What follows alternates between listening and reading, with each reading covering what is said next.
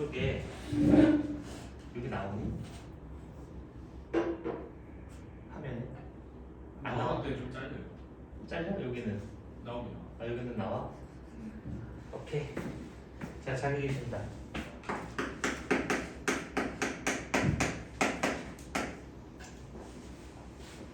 이렇게 중간고사에서 넘어야 되는 가장 큰 산이야. 자극의 전달. 자, 생명체들은 자극이 오면 반응을 보이는데 어떻게 그걸 조절해 줄 거냐라는 뜻이야. 자, 신경계는 뭘로 이루어져 있냐면 기본 단위를 세포라고 부르는데 그 세포가 바로 뉴런이라고 하는 거야. 근데 이 뉴런이라고 얘기하는 것이 이제 어떻게 생겼으면 무슨 역할을 하는 부분으로 이루어져 있는지 그걸 정리를 할 거고, 자 뉴런은 이렇게 생겼어. 이렇게 이게 하나의 세포인데 세포면 이제 핵을 이렇게 가지고 있어. 그리고 여기 뭐 소포체도 있고 골지체도 있고 뭐 미토콘드리아도 존재하고 이렇게 핵을 포함한 소기관들이 들어있는 여기 앞쪽 부분. 신경세포의 본체, 신경세포체라고 부르는 거. 여기서 이렇게 나뭇가지 모양으로 이렇게 짧은 돌기들이 이렇게 뻗어 있거든. 그래서 나뭇가지 모양의 돌기, 이거를 가지돌기라고 부르고, 그 중에 하나가 길게 변형이 돼서 끝이 여러 갈래로 갈라졌어. 이 구조물을 축삭돌기라고 부르고, 그럼 여기를 뭐라고 부르냐면 축삭돌기의 말단이라고도 부르지만 그 단어보다는 신경말단이라고 부르는 거야. 이 뉴런의 말단 부분은 이쪽을 말하는 거. 그럼 각각의 기능이 뭐냐라는 거. 가지돌기는 자극을 받아들이는 장소야. 그래서 뉴런이 자극을 받아서 전달시켜주는 역할을 하는데 바로 이쪽에서 자극이 들어오는 거야. 가지돌기 쪽에서. 그래서 얘는 자극을 받아들인다, 수용한다 그런 역할. 이 축삭돌기는 이쪽에서 그 정보를 다른 뉴런이라든가 운동기관으로 전달시켜주는 거야. 그래서 축삭돌기는 자극을 전달하는 역할을 한다. 이렇게 기억해주고, 그리고 신경세포체에서 이 세포의 생장이라든가 이 세포에서 일어나는 여러 가지 화학 반응들은 다 여기서 일어나는 거야. 물질 대사라고 부르는 거지. 그래서 생장과 물질 대사가 일어나는 장소가 어디냐? 그럼 여기 있는 핵을 포함한 신경세포체. 자극을 받아들이는 데가 어디냐? 그럼 이쪽 가지돌기. 전달하는 데가 어디냐? 그럼 이 축삭돌기를 말하면 되는 거야. 그래서 거기 그림이 이렇게. 오케이? 자, 근데 거기 보면 축삭돌기를 봤더니 뭐 이렇게 볼록볼록한 게 있냐 이거지. 여기 왜 볼록볼록하고 그런 거. 뭐냐라는 거야? 자, 요거는 정체가 휴방 세포야. 얘도 하나의 세포이기 때문에 핵을 이렇게 가지고 있거든. 이 볼록볼록한 거. 이 휴방 세포의 막이 길게 나와서 말려 있는 구조물이야. 이게 이 휴방 세포의 세포막이 길게 늘어져서 이렇게 똘똘똘똘 말려 있어. 그거를 자른 단면이 이제 이렇게 그려진 거야. 그래서 이 말려 있는 이 구조물, 휴방 세포로 이루어져 있는 이 구조물을 마리집이라고 불러. 마리집. 그럼 여기는 마리집으로 쌓이지 않잖아. 요 사이를 랑비의 결절이라고 불러. 단어가 랑비에라고 하는 사람이 발견을 마리집과 사이를 결절이라고 불러. 랑비의 결절. 오케이? 자, 요 얘기를 할게. 마리집은 절연체다? 자, 그럼 절연체라는 얘기는 전기가 통하지 않는다는 얘기지. 갑자기 전기 얘기가 왜 나왔냐면 이거야. 가지돌기 쪽에서 자극을 받으면 이 안에서 전기 신호가 만들어지는 거야.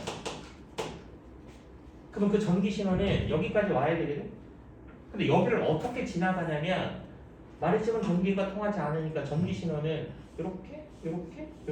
이렇게 마치 건너뛰듯이 전기 신호가 이렇게 넘어가는 거야. 이걸 나중에 배울 거야. 얘 때문에 도약전도라고 얘기하는 게 건너뛰듯이 넘어가는 그러한 과정이 축삭돌기에서 일어나는 거야. 그러니까 전기 신호가 잡히는 데 여기 마리집 사이사이 요 랑비의 결절에서만 전기 신호가 측정이 되는 거고 그 전기 신호가 이렇게 말단까지 오면 화학 신호로 다른 뉴런이라든가 운동기관으로 전달이 되는 거야. 자 일단 이해됐어? 그렇구나. 그러면 이 뉴런이 하나의 세포로 이루어져 있다. 그 틀린 말이지. 왜? 큰 거 하나 있고 하나 둘셋넷 휴관세포가 4개가 결합되어 있어요. 그래서 신경계의 단위라고 표현하는 거야. 그래서 이 세포는 5개의 세포로 되어 있는 뉴런을 말하는 거야. 이해됐어? 그렇다면 모든 뉴런이 이렇게 마리집을 가지고 있느냐? 가지지 않는 애도 있어. 마리집이 있으면 마리집 신경이라고 불러. 마리집이 없으면 민마리집 신경 이렇게. 그러니까 이거는 뉴런의 구조에 따라서 구분을 할 때 마리집이 있느냐 없느냐. 자 그림으로 설명해 줘. 이렇게. 얘는 마리집을 이렇게 갖고 있는 거야 이게. 촉삽돌기에. 근데 얘는 마리집이 없어. 그럼 여기서 내가 문제 하나 해볼게. 이 지점인데 A 지점이야. 이 지점이 B 지점이라면 자 저기서 자극을 받으면 전기 신호가 발생해. 그러면 B 지점까지 전기 신호가 누가 더 빨리 도착할까? 이거 빠를까? 이거 빠를까? 예. 말이지? 윗말이지? 자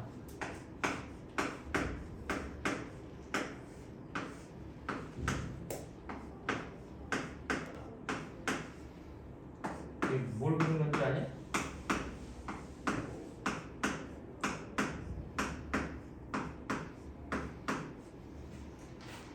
도미노. 자 봐봐 얘를 밀어. 누가 빨리 넘어가? 밑에 밑에 빨리 넘어가? 뒤에 위에 거. 자 봐. 밀면 넘어가고 세 번째가 넘어갈 때 얘를 이렇게 툭 민다고. 그럼 여기 얘가 넘어가지. 근데 여기는 세 번째가 넘어갈 때는 네 번째가 넘어가고 있잖아 지금. 그러니까 얘는 여기서 이렇게 넘어가는 거야. 이렇게. 뚝뚝뚝뚝. 얘는 벌써 여기가 넘어가겠지. 근데 얘 여기까지밖에 못 하지. 그러니까 얘가 빨리 넘어가. 그래 이 부분이 쉽게 얘기하면 전기 신호가 통하지 않으니까 여기는 훅 지나가는 거야. 그러니까 마리집 신경과 민마리집 신경 중에 누가 빨리 이동하느냐? 마리집 신경이 빠르다. 이런 거 기록해 주는 거야. 그래서 전기 신호가 이렇게 건너뛰듯이 넘어가는 도약 전도가 일어나기 때문에. 근데 얘는 뭐냐면 쭉 그냥 가는 거야. 얘는 연속 전도라고 표현을 하던데. 그래서 민마리집 신경의 연속 전도보다는 마리집 신경의 도약 전도 속도가 훨씬 더 빠르다라는 거. 자, 그 다음에 구조가 나왔으니까 속도를 또 물어볼 거야. 이렇게 물어볼 거야. 축삭돌기의 지름 커, 지름이 작아. 이렇게 지름이 커, 얘는 지름이 작아.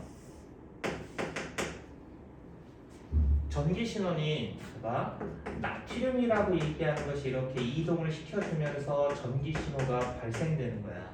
그럼 나트륨이 이동을 할 때 누가 빨리 도착할 것 같니? 위에 그래 위에 왜? 거 많이 뛰니까. 똑같은 이제 민마리집 신기하냐. 그 말려 있는 거면은 더 큰 거 아니에요? 아니 그러니까 얘네 둘은 민마리집 신기하냐. 일단 마리집이 있는 애하고 없는 애하고는 마리집이 있는 애가 빠르다. 자 그럼 똑같은 민마리집 신경일 경우에는 이 지름이 큰 거하고 지름이 좁은 거하고는 속도가 누가 더 빠르냐라는 거거든. 그럼 나트륨이 이동하면서 전기 신호를 발생시켜. 그럼 이동을 하는 통로가 넓으면 저항을 적게 받는다. 이동하는 통로가 좁으면 저항을 많이 받아. 그래서 이쪽이 저항이 적고 이쪽이 저항이 크기 때문에 속도는 얘가 빠른 거야. 이거 다 섞어놓고 누가 제일 빠른지 순서대로 나타내라. 그럼 일단 마리집이 빠른 거고. 그럼 똑같은 마리집이라면 굵은 게 가는 것보다 훨씬 더 빠르다라는 거. 오케이? 자 하나 더.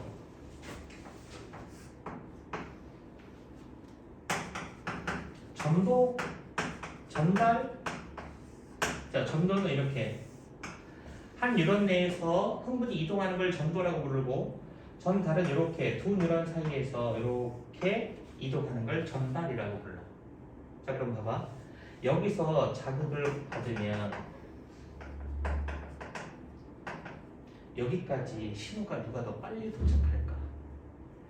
여기서 자극을 받았어. 그럼 전기 신호가 발생해서 끝까지 쭉 넘어가. 근데 얘는 자극을 받았어. 전기 신호가 발생해갖고 여기까지 왔는데 이게 떨어져 있거든. 그래서 여기서 화학 신호로 바뀌어. 그 다음에 뒤쪽 윤에서 다시 전기 신호가 만들어서 이렇게 오는 거야. 그러니까 여기서 지연이 된다. 그래서 거리가 똑같다면 전도가 전달 속도보다 빨라. 자, 또 있어. 자, 자, 지금 똑같은 뉴런이 있거든? 근데 위쪽은 강한 자극을 주는 거야. 얘는 위에 준 자극보다 약한 자극을 준 거야. 누가 빨리 신호가 도달할까? 강한 자극이 빨리 도착할까? 약한 자극이 빨리 도착할까? 쉽게 얘기하면 세게 맞으면 더 빨리 아프고 그거보다 약하게 맞으면 늦게 아프고, 똑같이 아픔을 줄 수 있는 자극이라고 생각을 하면 누가 더 빨리 그러냐 이거지. 왠지 강하게 맞으면 빨리 아플 것 같지. 속도는 똑같아.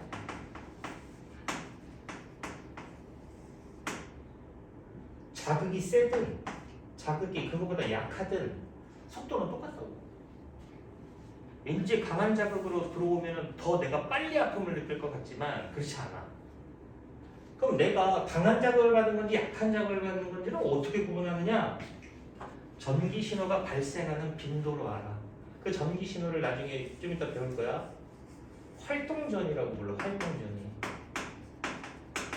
이 전기 신호가 활동전인데, 활동전이가 발생되는 빈도가 강한 자극이면 많은 거고 약한 자극이면은 빈도가 적은 거야. 그래서 빈도로 자극의 세기를 판단하는 거지, 속도는 자극의 세기가 영향을 주지 않는다는 거거든. 그럼 이거 싹 다 묶어놓고 누가 제일 빠르니? 라고 하는 그 순서대로 물어보면 일단 찾아낼 수 있어야 되는 거야.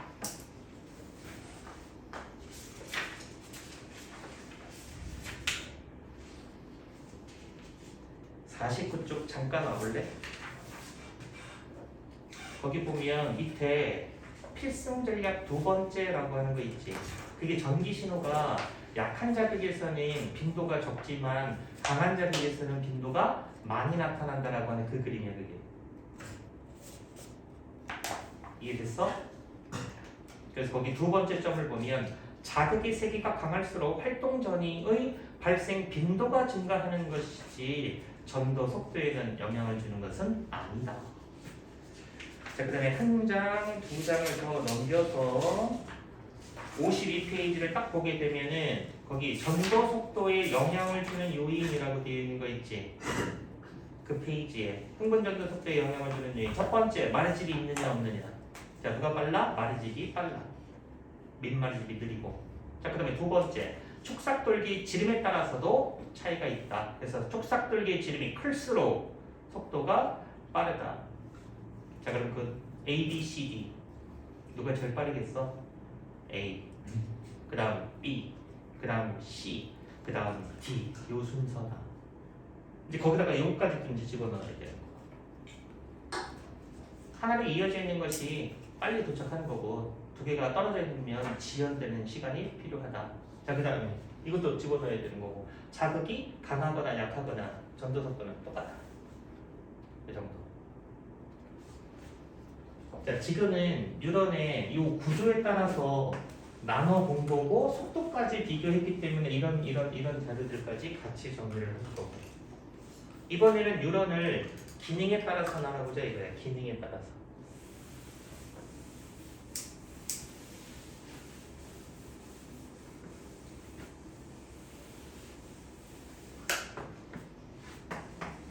자, 이거는 이제 기능에 따라서 나눈 건데, 자, 이 그림을 좀 기억을 좀 해주자. 나중에 뒤에서 비슷한 그림이 또 나와.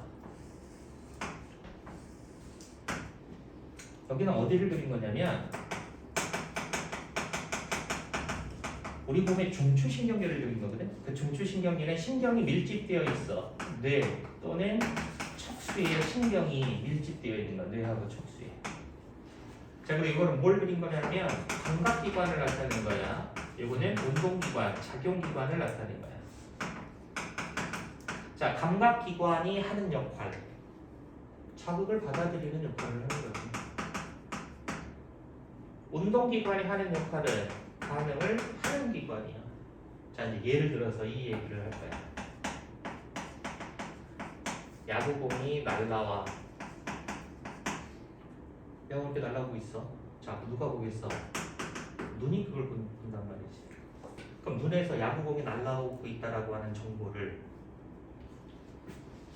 여기나 여기나 중추신경계로 이렇게 갖다 줘야 얘는 알아. 자, 여기에서 이제 뇌가 작용된다라고 치자. 그럼 야구공이 날라오면 어떤 일이 벌어졌냐면 쫓아가서 잡아. 자, 그러면 야구공이 날라왔어? 막 쫓아가서 잡았어. 그럼 쫓아가서 잡으라고 하는 명령은 누가 내린 거냐면 대뇌가 내린 거야. 근데 뇌에 감각기관이 없어. 근데 어떻게 야구공이 날라오고 있는 정보를 알아? 갖다 주는 애가 있거든. 그래서 이 뉴런이 감각기관에서 받은 정보를 중추신경계로 전달해주는 뉴런이 구심성 뉴런이라고 합니다. 이 구심성 뉴런은 감각 뉴런을 뜻하는 거야. 감각 뉴런. 그러니까 감각 뉴런, 구심성 뉴런은 감각기관에서 받은 정보를 중추로 전달해주는 기능이야. 자, 그러면 이 중추신경계에는 어떤 뉴런이 존재하고 있냐면 연합 뉴런이라고 하는 것이 있어. 연합 뉴런. 이 연합 뉴런, 뇌, 척수를 구성하는 뉴런인데 정보를 모아, 종합, 분석, 판단, 명령을 하는 거야. 연합 뉴런이. 조금만 빨리 뛰면 잡을 수 있어. 라고 판단이 돼갖고 뛰어가서 잡어라고 하는 명령을 내린 건데 그 명령을 중추신경계로부터 운동기관까지 이렇게 갖다주는 역할을 하는 뉴런이 있기 때문에 쫓아가서 잡는 반응이 일어날 수 있습니다. 그래서 명령을 운동기관으로 전달해주는 뉴런을 원심성 뉴런이라고 부르고 얘가 바로 운동 뉴런을 말하는 거야. 그래서 기능이 세 개가 조금씩 차이가 있지. 구심성 뉴런, 여기서 받은 정보를 전달. 원심성 뉴런, 중추에서 내는 명령을 전달. 종합 판단, 명령, 분석하는 애가 연합 뉴런. 그래서 기능이 조금씩 차이가 있다는 거야. 그래서 47페이지에 이렇게 기능에 따라서 구심성 뉴런, 원심성 뉴런, 그 다음에 연합 뉴런. 왜 구심성 뉴런이라고 했는 줄 아냐?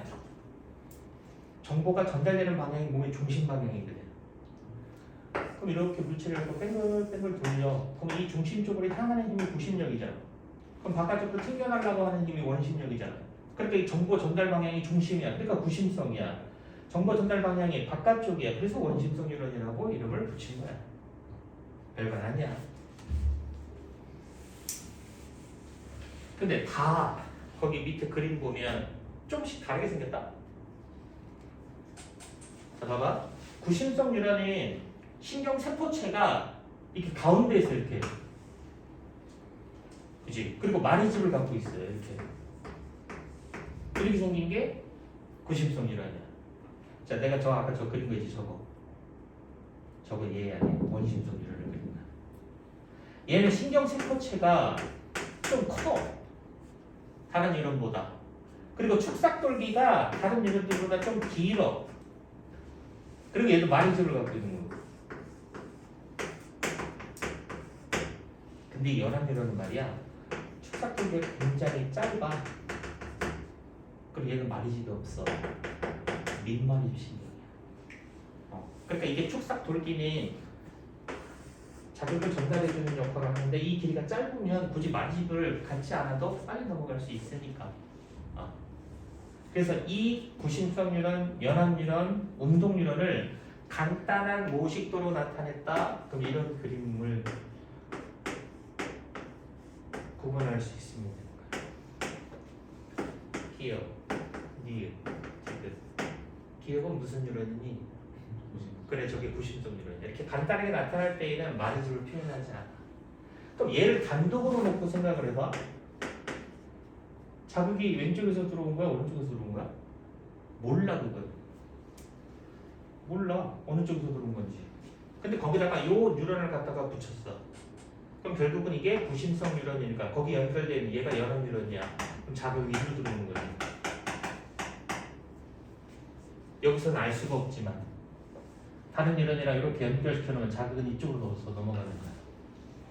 그럼 구심성, 연합 뉴런, 원심성. 그럼 여기서 이렇게 넘어가고 여기서 반응이라는 게 되는 거지. 그러니까 운동기관은 이쪽에 있는 거고 감각기관은 이쪽에 있는 거야. 그래서 거기에 눈, 감각기관에서 받은 정보가 구심성 뉴런을 따라서 중추신경계로 전달이 된다. 오케이? 그럼 그 중추신경계에서 정보를 종합, 판단, 명령. 그럼 그 정보를 원심성 뉴런이 거기 반응기, 운동기관, 근육한테 갖다 주는 거야. 그래서 이렇게 야구공이 날라왔을 때 쫓아가서 잡는 이러한 반응의 조절 중추는 대뇌야. 이런 걸 의식적 반응이라고 하는 거야. 오케이? 자, 무릎을 치면은 무릎이 올라간다. 이 반응의 경로는 어떻게 될까? 야구공이 날라왔을 때 쫓아가서 잡는 반응의 경로는 감각기관, 구심성, 연합뉴런, 원심성, 운동기관 반응 이렇게 되나요? 이 경로가. 자, 그럼 무릎을 치면 무릎이 올라가. 이 경로는 어떻게 될까? 똑같아. 감각기관, 구심성, 연합뉴런, 원심성, 운동기관 다리가 들어 올라가. 이 명령의 주체는 대뇌가 아니라 이거는 척수반사야. 이런 걸 척수반사라고 부르는 거야. 그러니까 의식적 반응이든 척수반사든 이렇게 자극이 왔을 때 나타나는 반응의 경우는 똑같다고. 이해됐어? 자, 손가락이 뜨거운 주전자에 닿았을 때 경추리는 거야. 그것도 이 경우에 똑같아. 앞정 이런 거 밟았을 때 다리를 얼른 들어 올리는 것도 마찬가지야. 이런 거는 이제 판단을 해야 되는 거지. 얘가 저거 쫓아가서 잡어. 아예 안 될 것 같아. 아니야, 좀만 빨리 좀 잡을 수 있을 것 같아. 오케이, 뛰어 잡어. 이거는 대뇌가 의식적 반응. 그래서 거기 밑에 박스에 뉴런의 신호 전달 경로 있지. 그게 의식적 반응과 척수 반응의 경로는 중간에 있는 연합 뉴런이 이게 뇌냐, 이게 척수면의 차이가 있는 거야. 오케이? 그래서 신경계를 구성하는 뉴런에 대해서 이제 정리를 한 거고, 구조에 따라서도 나눠봤고, 그 다음에 속도도 비교해봤고, 기능에 따라서도 이렇게 나눠보았다. 이 정도로. 자, 넘기면 흥분의 전도라고 되어 있는 게 이거. 자극을 받아서 전기 신호가 발생하는데 도대체 이 전기 신호가 어떻게 여기까지 오느냐, 어떻게 여기를 지나가느냐라는 거에 대해서 배우는 거야. 그게 조금 어려울 수 있으니까 잘 들어야 돼, 천천히.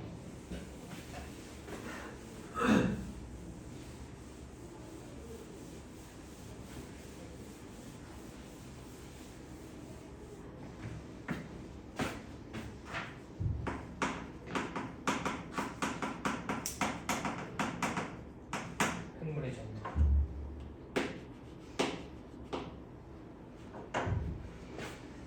자, 이렇게 안 잘리지? 이렇게 뉴런이 있을 때 여기 부분을 좀 확대 한번 해볼 거야. 축삭 끓기가 시작되는 부분이야. 이렇게.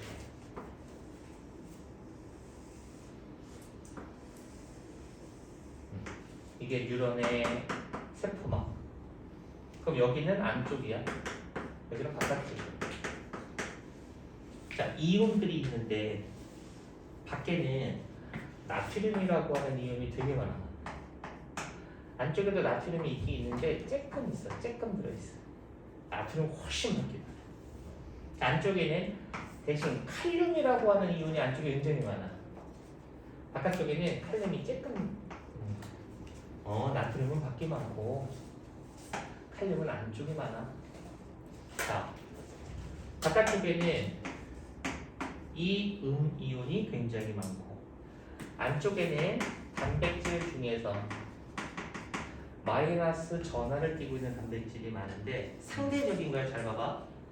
안쪽에는 플러스들보다 마이너스가 좀 더 많아. 바깥쪽은 마이너스보다 플러스 애들이 좀 더 많아. 그래서 막을 기준으로 해서 밖은 플러스 전하를 띠고 안쪽은 마이너스 전하로 띠게 돼 있다. 이 상태는 밖에 플러스 안쪽에 마이너스 극이 분리되어 있어. 이 상태를 분급 상태라고 부른다. 분급. 극이 분리되어 있는 상태. 자, 그 전압계 혹시 알아? 이렇게 양쪽 찍어갖고 전압차가 얼마나 나타나는지? 자, 바깥쪽 안쪽을 딱 찍었어.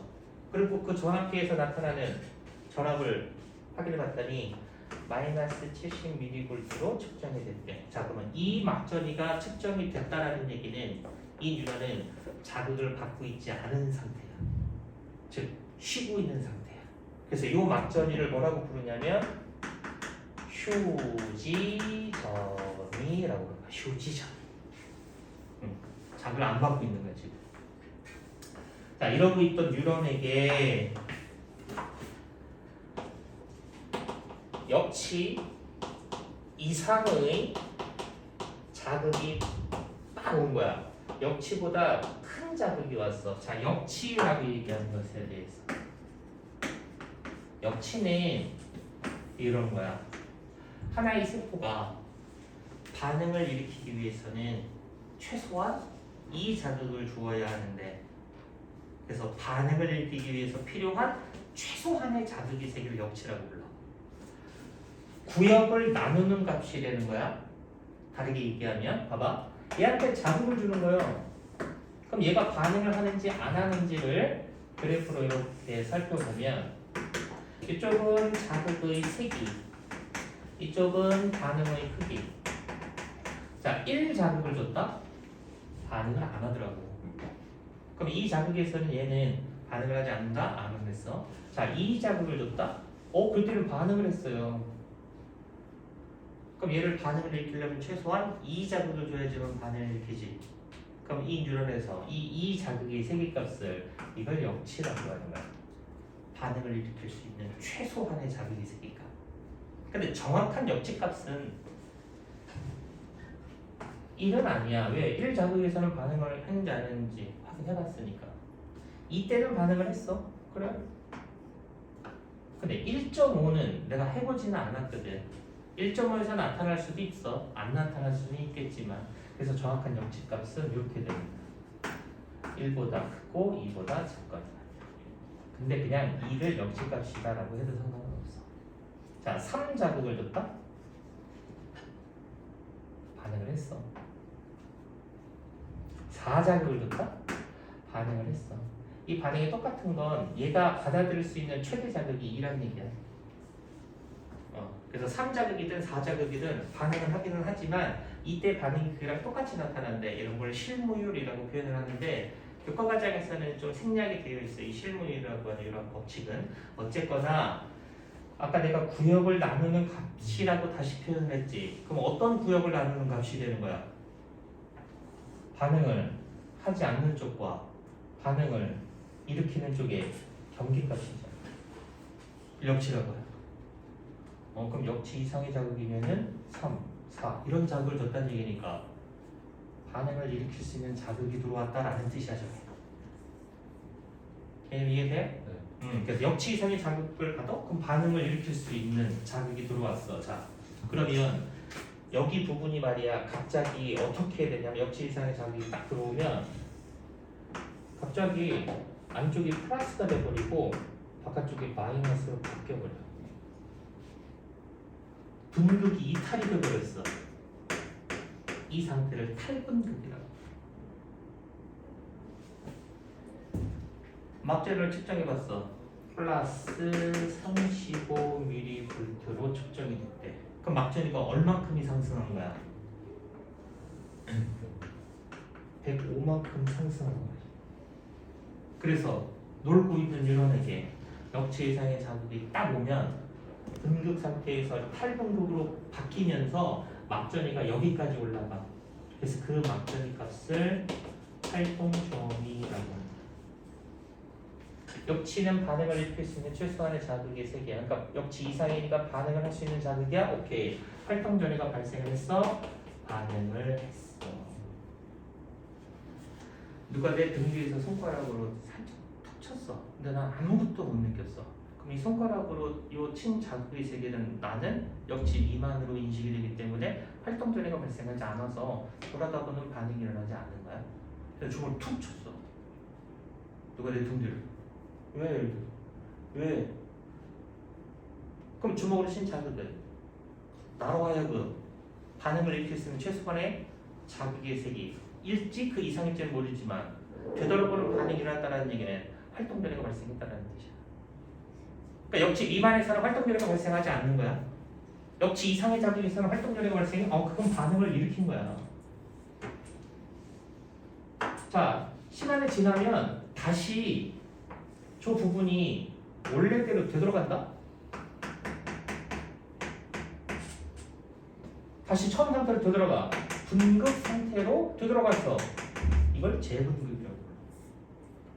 그래서 막전의 값을 다시 재보면 마이너스 70mV로 또 측정됩니다. 그러면 봐봐. 놀고 있던 상황에서 역지생의 자극이 오면 어떻게 여기가 이렇게 바뀌지? 응? 탈분극이 도대체 이게 어떻게 해서 일어나는 거냐 이거지. 그럼 좀 시간이 조금 지났더니 다시 여기가 원래대로 되돌아갔어. 그럼 재분극은 도대체 어떻게 일어난 거냐라는 거야. 이제 그 얘기를 할 거야. 자, 여기 막에는 여기 뉴런의 막에는 누가 존재하고 있냐면 나트륨 통로라고 하는 단백질이 있다. 자, 이 나트륨 통로 단백질이 대부분 이게 닫혀 있었다가 역치 이상의 자극이 오잖아? 그럼 이 나트륨 통로가 이렇게 돼버려. 이렇게 열리고 닫혀버려. 그럼 열릴 때 나트륨 밖에 많지. 나트륨 밖에 많잖아.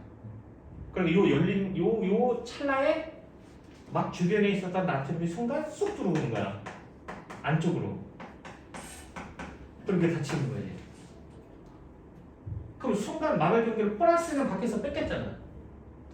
이게 많았다가 순간 플러스 일부를 뺏겼으니까 마이너스가 더 많아지는 상태가 된 거고. 그 안쪽은 마이너스가 더 많았는데 플러스가 들어와 버렸으니까 마블 경계로 이쪽이 갑자기 극이 뒤바뀌어 버리는 현상이 벌어지는 거야. 그러니까 나트륨 통로가 역치 이상의 자극을 받으면 나트륨 통로가 열려. 그래서 나트륨이 바깥쪽에서 안쪽으로 이동하면서 이런 일이 벌어집니다. 그럼 여기서 자주 물어보는 게 이거야. 밖에서 안쪽으로 나트륨이 이동하는 이 원리가 뭐냐라고 물어봐. 이거는 확산. 확산 에너지가 쓰이니 안 쓰이니? 안 쓰이는 거야. 이건 에너지 소모 없이 일어나는 거야.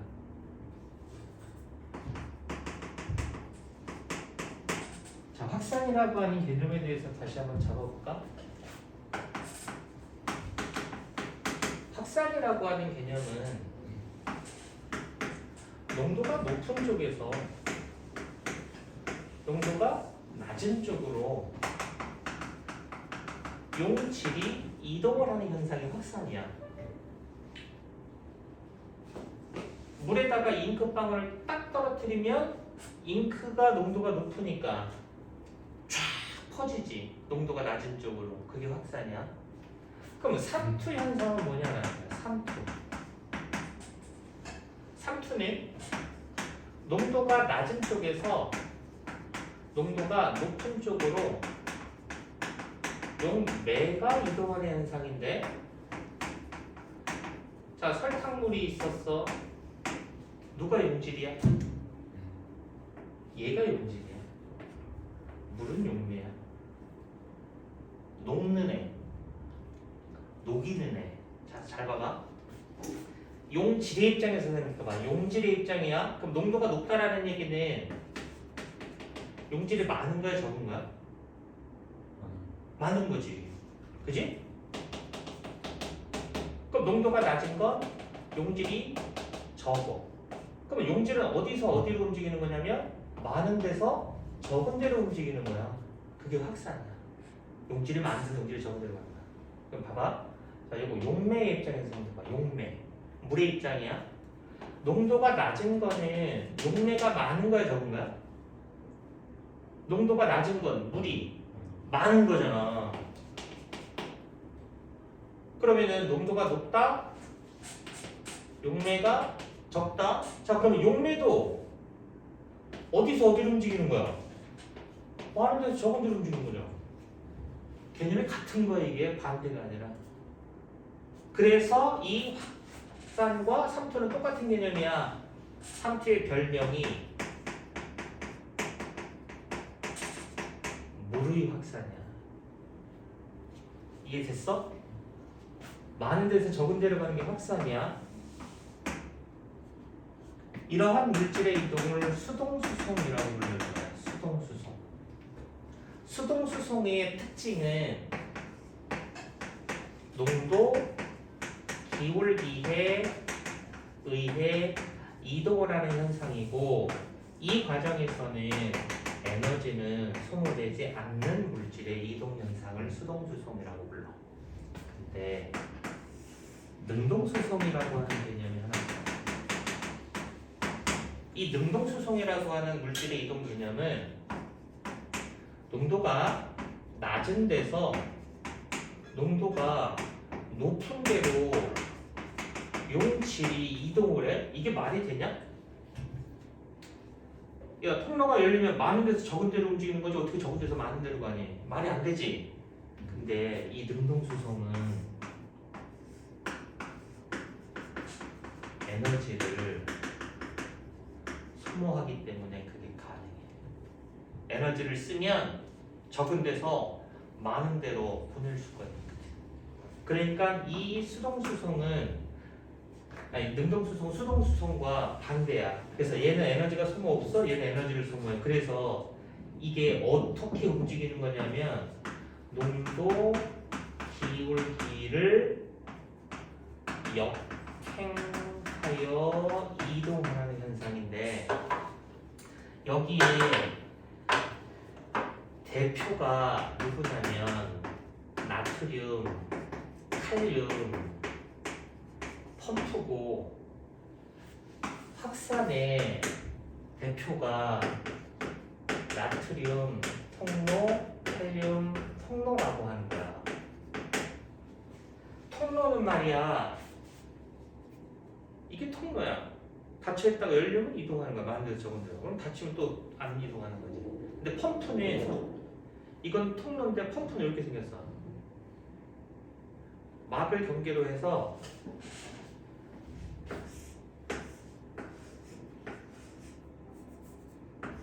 열려? 그럼 들어와. 닫혀. 이게 통로야. 근데 펌프는 이렇게 생긴 거야.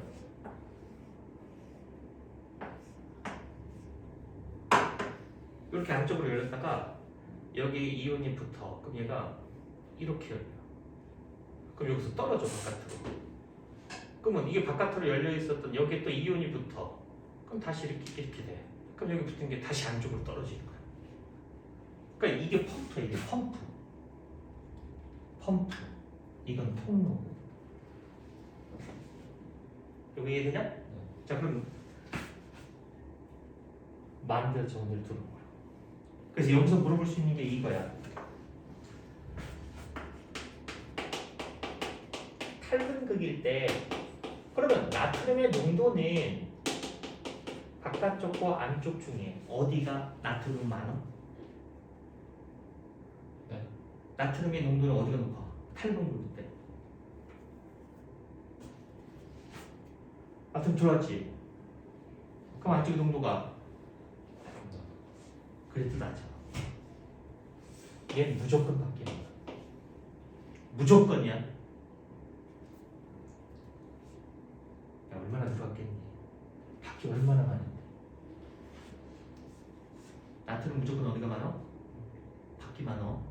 나트륨이 안쪽에만 돼. 그건 다 틀린 복이야. 이해됐어? 나트륨은 무조건 밖에만. 자, 그 다음에 시간 좀 지났더니 다시 어떻게 되돌아가 있을까? 재분극으로? 그러면 여기에 나트륨 통로가 다시 열려서 안쪽으로 들어왔던 플러스가 나트륨 바깥으로 이렇게 빠져나가게 되면은 다시 안쪽은 플러스를 뺏겼고 바깥쪽은 플러스를 얻었기 때문에 다시 원래대로 되돌아갈 수 있어. 근데 이게 불가능하지. 왜 불가능해? 통로가 열리지도 않을 뿐더러 얘가 열려도 들어오면 들어오지 절대로 못 나가. 나트륨이 바뀌면 하니까. 근데 어떻게 되돌아갈 수 있지? 들어온 나트륨을 대신해서 칼륨을 빼내버리는 거야. 나트륨은 이게 통로가 안 열리게 돼. 그러니까 이 나트륨 바깥으로 내보낼 수가 없잖아. 그치? 그래서 대신 칼륨을 내보내는 건데 막에는 칼륨 통로도 있는 거야. 칼륨 통로가. 그래서 나트륨 통로를 대신해서 이 칼륨 통로를 열어. 그럼 안쪽에 칼륨이 많다 그랬잖아. 그러니까 많은 쪽에서 적은 쪽으로 칼륨을 쑥 빼내는 거야. 그리고 다시 닫히는 거야. 그럼 나트륨을 받아서 안쪽이 플러스가 된 거니까 안쪽에서 칼륨 플러스를 내보냈으니까 다시 그건 원래대로 되더라고. 그럼 여기서도 칼륨 통로가 열려서 칼륨이 이렇게 나가네. 그래서 재분극이 되는 거야. 그래서 재분극은 칼륨 통로라고 하는 것이 열려서 칼륨이 안쪽에서 바깥쪽으로 이동하면서 발생되는 게 그게 재분극으로 되돌아갈 수 있었던 거야. 그럼 여기서도 얘가 이렇게 나가는 원리가 뭐겠어? 칼륨이 안에서 바깥으로 나가는 원리가 뭐겠어? 그래, 확산하는. 칼륨이 안쪽에 많잖아. 그러니까 얘는 확산이야. 이동 원리가. 그럼 여기서도 물어볼 수 있겠지. 재분극일 때 칼륨의 농도는 바깥쪽이 높아, 안쪽이 높아. 이건 무조건 얘도 안쪽이 높아, 무조건. 그러니까 칼륨이 바깥쪽이 높아. 이건 다 틀린 극이야. 나트륨은 무조건 밖에 많고 칼륨은 무조건 안에 많은 거. 어떠한 상황이든지 간에. 이해됐어? 자, 그러면 봐봐. 그럼 봐봐. 등급으로 있다가 역지이상의 자극이 들어와서 나트륨이 들어온 다음에 칼륨이 나갔으니까 다시 원래대로 되돌아왔으니까 또 자극을 받을 준비를 하게 되는 거야. 그럼 또 역지이상의 자극이 오면 또 나트륨 들어오고 칼륨 나가고 그럼 또 나트륨 들어오고 칼륨 나가고 이걸 계속 반복하다 보면 어떤 일이 벌어지냐면 나트륨이 안쪽과 바깥쪽의 농도가 같아져 버릴 수가 있지. 들어온 나트륨을 대신해서 칼륨을 내보내서 극을 되돌려 주었기 때문에 계속 요 일이 반복이 되다 보면은 나트륨의 안쪽과 바깥쪽이 똑같아져 버려. 그럼 역치 이상의 자극이 왔을 때 나트륨 통로가 열렸어. 근데 바깥쪽하고 안쪽하고 나트륨 농도가 같았어. 그럼 나트륨 안 들어오지. 활동 변이를 발생할 수 없지. 죽어. 역치 이상의 자극이 왔는데 반응을 일으킬 수 있어야 되는데 반응을 못 한다고. 그런데 그런 일은 일어나지 않아. 죽을 때까지 역치 이상의 자극이 오면 나트륨이 들어와서 활동 변이가 발생되게 되어 있어. 그건 이유가 뭐냐면 봐봐. 얘 들어오고 얘 나갔는데 이온들이 원래 어디에 많았니? 나트륨은 밖이 많고 칼륨이 안쪽이 많은 이 상태를 계속해서 유지시켜 주려면 누가 그 역할을 하는 거냐면 막에 얘가 있었던 거야. 나트륨, 칼륨 펌프가 있었던 거야. 얘가 에너지를 쓰는 거야. ATP라고 하는 에너지를 사용을 해서 에너지를 써서 나트륨을 바깥으로 펌핑, 칼륨을 안쪽으로 펌핑. 그래야 나트륨은 밖이 항상 많고 칼륨은 안쪽이 항상 많은 상태가 유지가 됩니다. 그래서 나트륨 칼륨 펌프가 이온을 재배치시켜주는 거야. 그럼 어떻게 재배치시켜주냐면 이게 바로 능동 수송의 방법으로 재배치시켜주는 거야. 그러면 나트륨 칼륨 펌프에 있어서의 나트륨의 이동은 칼륨의 이동은 나트륨 어디서 어디로 움직이는 거야? 펌프에 의해서면 안에서 밖으로 움직이는 거고 얘는 밖에서 안으로 움직이게 펌프가 마지막에 이온들도 원위치 시켜주면은 자극을 받지 않았을 때의 상태로 완벽하게 되돌아갈 수 있었던 거야. 그럼 이제 또 그 다음 자극을 받을 준비가 이제 된 거고. 그럼 또 자극 받으면 나트륨이 들어오고 활동요래가 발생하고 칼륨 내분해서 재분급이 된 다음에 펌프가 다시 원위치. 그럼 또 이제 또 준비가 또 완성이 된 거지. 이 과정을 거쳐서 말단 쪽까지 이렇게 한 분이 이동하는 거야. 응? 어렵지. 개념이 조금 어렵어. 이거 사진 찍어놔. 선생님한테 카톡 하나 다 보냈어? 내가 저런 건 안 그랬겠냐? 네.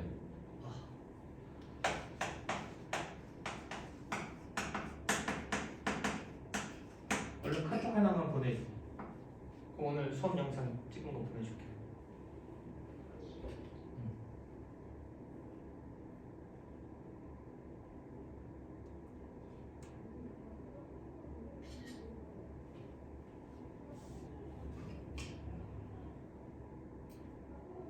하이 이렇게 보내지 마.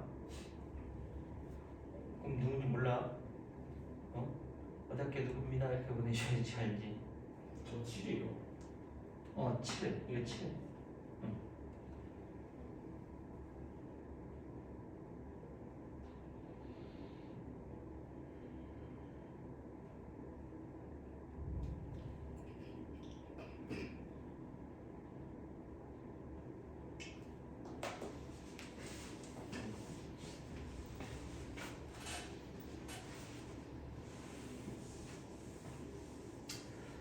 이게 끝이 아니야. 이게 끝이 아니야. 이제 계속 이어서 할 거야. 지금 몇 시쯤 됐니? 6시 50분. 벌써? 그럼 좀 쉬었다 해야 돼? 좀 쉬어야 돼? 빨리 얘기해. 그냥 해도 돼? 불좀 따로 있습니다. 불좀 따로. 나 좀 쉬자고? 알았어. 한번 쉬어볼래?